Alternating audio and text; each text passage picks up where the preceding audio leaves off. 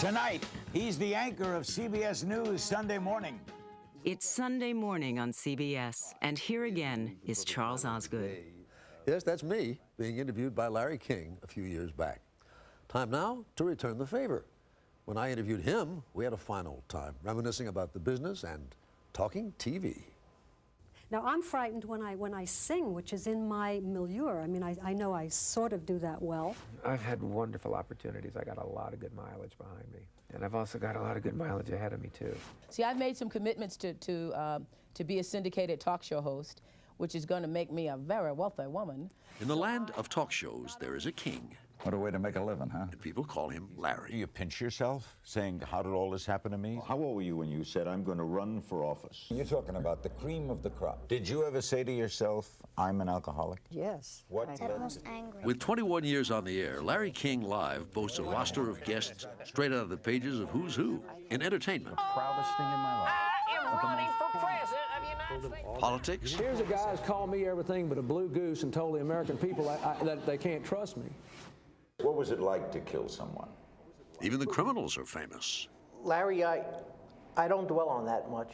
Then he wrote his name, John Lennon, and then underneath that, 1980.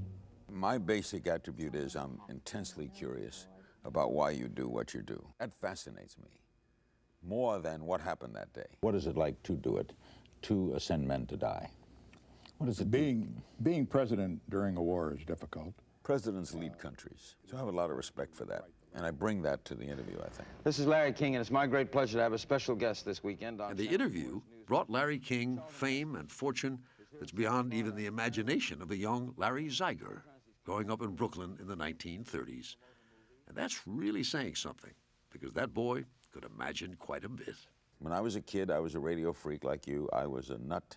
I'd listen to the radio in my room and run into the bathroom and imitate. And now, a tale well calculated to keep you in suspense. And I'd relive those things and tell my friends a story. He says he also wanted to escape the painful reality of his young life, but not even radio could drown that out. My father died when I was 9. He died of a sudden heart attack. I would later have one myself. I lost interest in school. I got mad at him for dying. I was very close to him, and I didn't go to the funeral because I was really angry.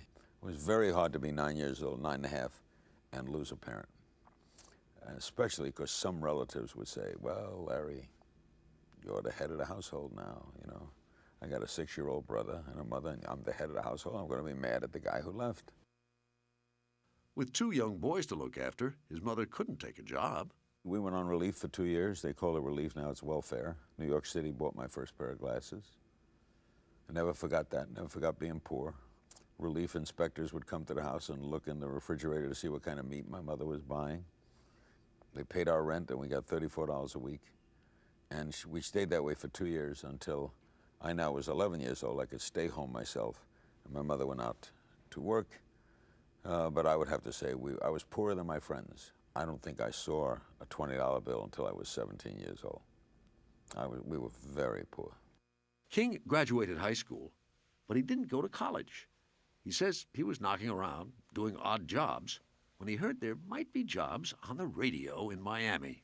A small station hired me, and I went on the air May 1st, 1957, nervous, thought I couldn't do it, got scared.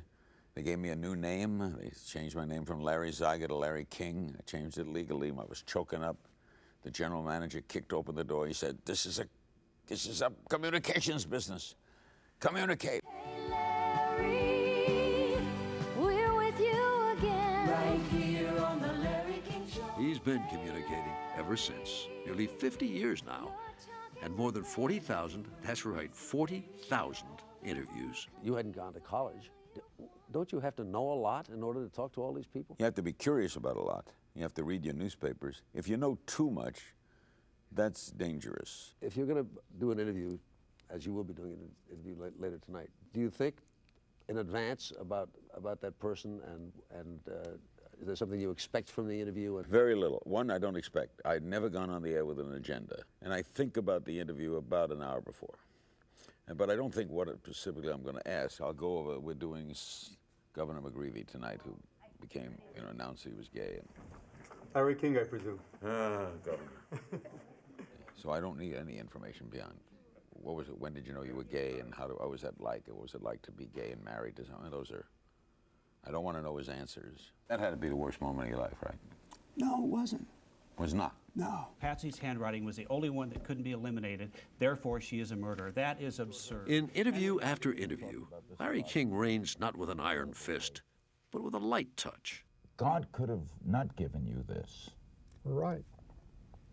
Why do you think you have 3 diseases? Oh, I think he's teaching me some wonderful lessons. While some applaud his relaxed, man-of-the-people style, others criticize him for not being tougher on guests. Laura, what might we not know about him? Let's that see. You know.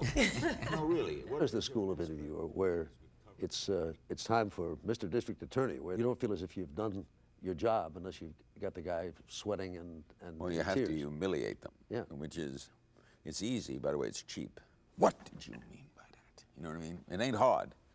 If the guest walks off, it's even better, because all you're doing is creating an image for yourself. But what happens is the audience doesn't learn anything. You get more flies with honey than you. To me, you do, and I know they've said sometimes they're soft. I don't know what a soft interview is.